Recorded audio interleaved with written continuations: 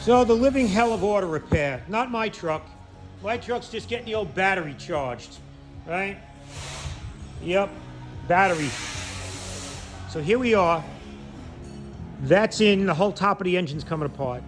That's just stereotypical, but this guy is a good understanding customer. It says, Steve, just fix it, charge me whatever it is, and get my car done when you can. He's great, he understands. This is the inevitable.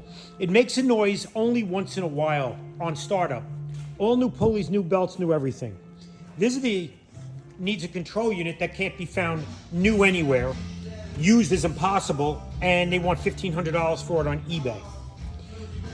This is the, I don't know, I just put $5,000 in my BMW and it needs another $3,000 worth of work. This X5 came in with a misfire amongst other things. Explained to the customer that it needed all this work and ended up giving him a ridiculously cheap price to do it. $1,700. Turns out the reason the injector seal was blown out is because, well, look, I don't know what they did, but because the injector seal was blown out, it beat the hell out of the hole that it fits into, and now when we put the next injector and seal in, it blows out again.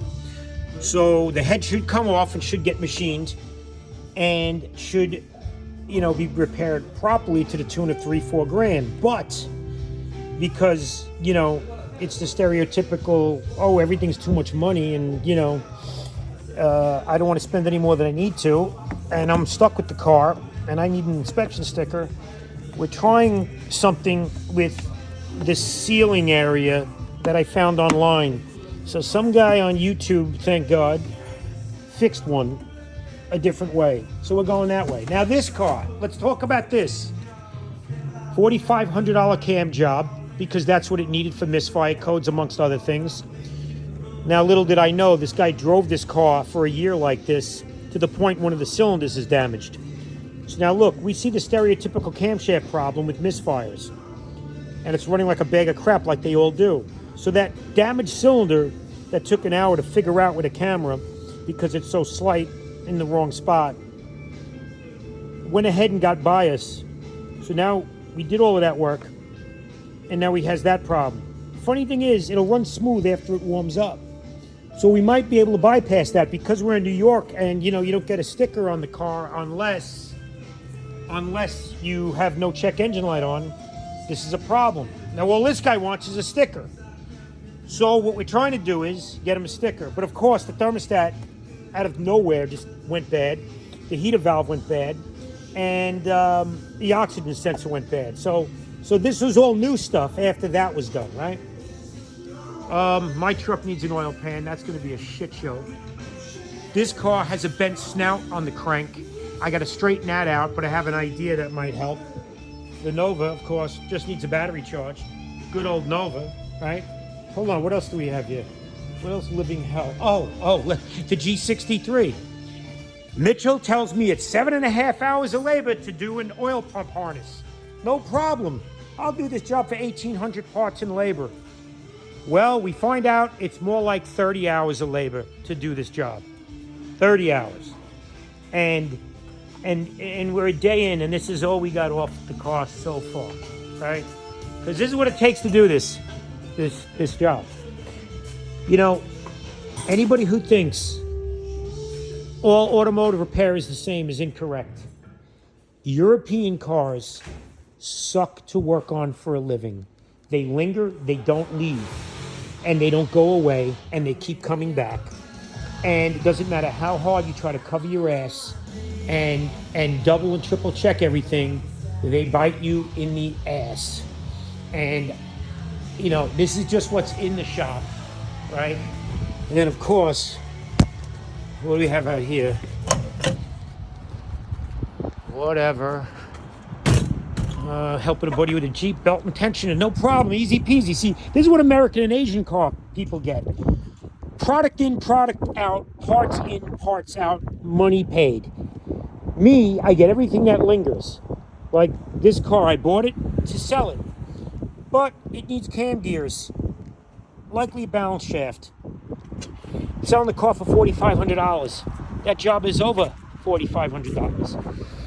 This I didn't want to get involved with that, but let's see. So every car from there down there is mine, and then everything here. Here's a guy with 43,000 miles.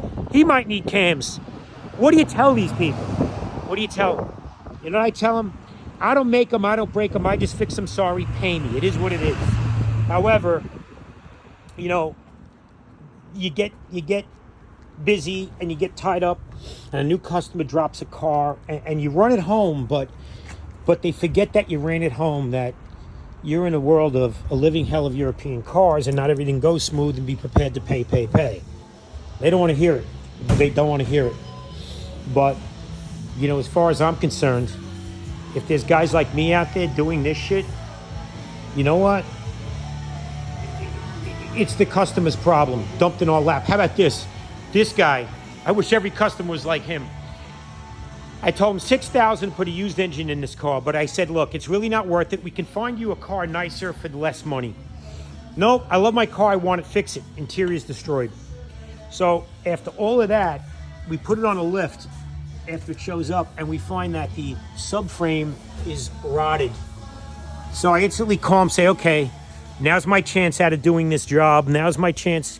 And he gave me half the money, and I want to hand it back to him, give him his car back. Nope, he wants it fixed. He doesn't care. Make it run, I'll pay. I mean, I don't know. I tried every which way to talk him out of this car. Look at it. Plus, it came in missing subframe bolts. Like, literally, the subframe is dangling. I don't know who had it before I did, but I couldn't let this car leave the shop missing subframe bolts. I don't know.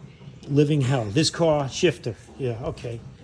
Now, his remote push to start doesn't work on his shifter, and he needs a shifter because the car, you know, gets stuck in not going to park and whatnot, right? So I know what's going to happen. I'm going to get a used shifter. The push to start probably won't work, and he's going to complain that, hey, my push to start worked before, and I want it to work again. You know, this is what happens when you're dealing with used stuff. So he doesn't want to pay for the new shifter. He wants the used one because this is what it's about. So, I don't know. This car. Yeah. Everybody's a mechanic until this. I love when these guys who do American and Asian stuff, well, not even the guys in the business, but people on sites, on TikTok videos, will turn around and they will say, oh, that's a lot of money. Like I saw some guy complaining about $40 to cut rotors. That's highway robbery. You do this shit. You know, all you people complain, do this shit. I'm $2.05 an hour. I'm going to $2.25 an hour, and I use a gas station time guide. You know what? We should be $4.50 an hour. Doctors and lawyers are, and they work on the same shit every day. Not only that, when's the last time a car came in your shop and told you what was wrong with it? That's what people do at doctors' offices. So they don't have to do much diagnostics.